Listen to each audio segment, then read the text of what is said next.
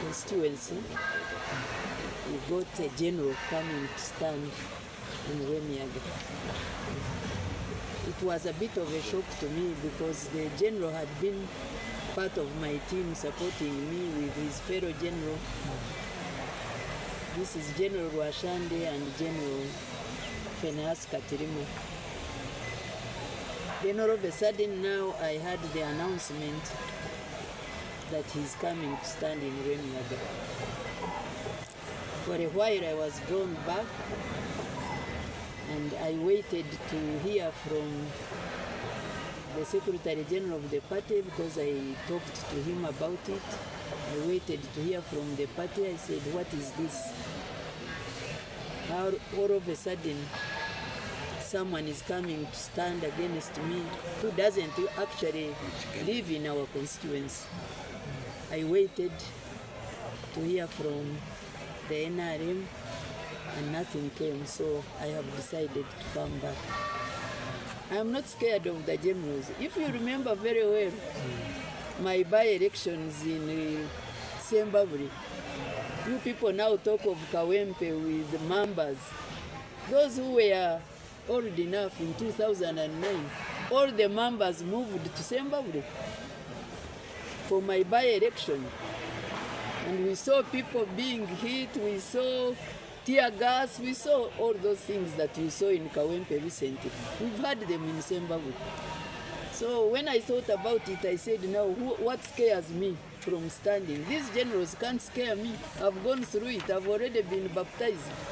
He said, let me come and stand for my people. I gave them a chance to see whether they would come and talk to me, say we are coming, and give me reasons. But all this time I've waited to hear from them. No one has come to me. So I'm coming, I'm going to stand the Rwemiyaga constituency, and I need your prayers. Yes.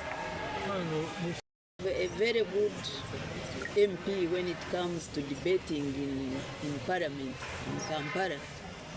But down in the constituency, we lack any contribution from him to develop our area. All the government programs, he doesn't follow them up. He doesn't think that is important. And this is too long. He has been a member of parliament for 25 years, not working for the people down. You people who have visited our area, you should give testimony to this. We have nothing. And now the parish development model has come up. Our people need to also gain from it. But already the system that has always been in place, that has never helped the people down, the poor people down, are already taking all the money. Our people down, the stories are so pathetic. And then came the stealing of people's land. You know, we see a lot of women, old women crying, staying in churches. And we say, but what has happened to our MP? I must admit I've been, for the 10 years of his being a member of parliament, I was his supporter. And I believed in him really working for the downtrodden people in our constituency. But you know how power corrupts. The young man totally changed. Now he doesn't look down, he's up in parliament, down people are suffering. Taking people's land, they are living in churches. It is pathetic in Rwemiyaga.